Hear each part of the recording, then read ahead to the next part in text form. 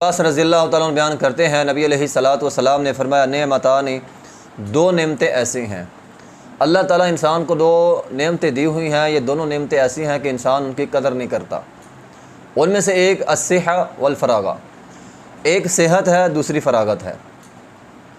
انسان کے پاس صحت اللہ کی بہت بڑی نعمت ہے۔ اسی طرح اگر انسان کو فارغ وقت ملا ہوا ہے تو یہ بھی اللہ کی طرف سے بہت بڑی نعمت ہے۔ دیکھیے معاشرے میں کیا ہوتا ہے، انسان بعض اوقات شکوہ کرتا رہتا ہے، یار اللہ نے مجھے کیا دیا ہے، میرے پاس کیا ہے۔ تو اگر تیرے پاس ہاتھ سالم ہے، پاؤں سالم ہیں، تیری آنکھیں دیکھتی ہیں، زبان بولتی ہے، کان سنتے ہیں، تیری صحت اللہ نے تجھے دی ہوئی ہے، تو یہ صحت اللہ کی بہت بڑی نعمت ہے۔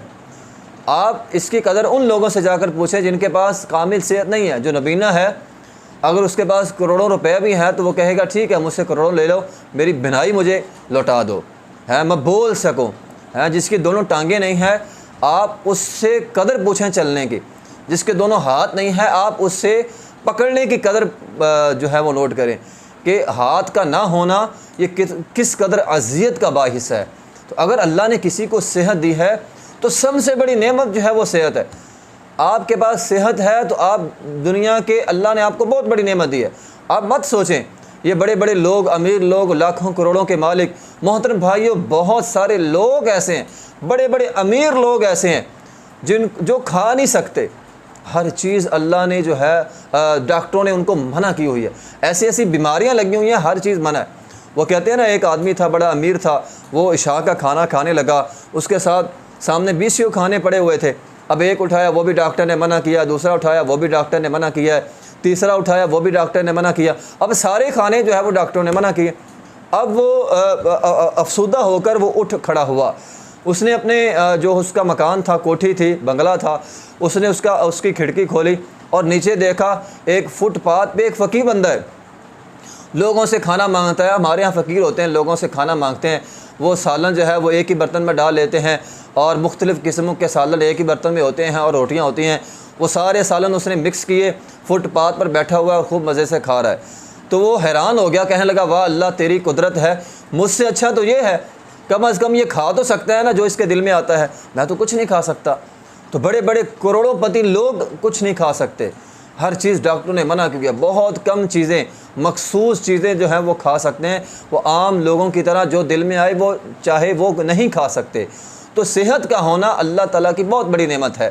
تو اسی طرح فارغ وقت یہ بھی اللہ کی بہت بڑی نعمت ہے۔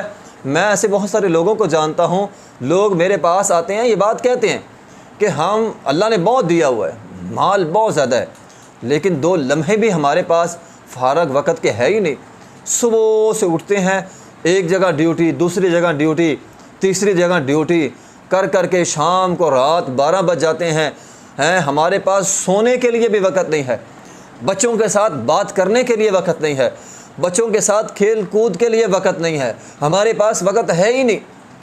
بمشکل چند گھنٹے ملتے ہیں سونے کے لیے اور کوئی وقت نہیں ہے، دولت بہت زیادہ لیکن وقت نہیں ہے فارغ۔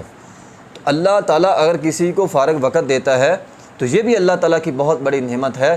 انسان اس نعمت کی قدر کرے، انسان اللہ کے ساتھ اپنا تعلق جو ہے وہ مضبوط کرے، نماز روزے کی پابندی کرے اور بہت ساری عبادات کی، ذکر و اذکار کی انسان جو ہے وہ پابندی کرے، یقیناً یہ اللہ تعالیٰ کی بہت بڑی نعمت ہے۔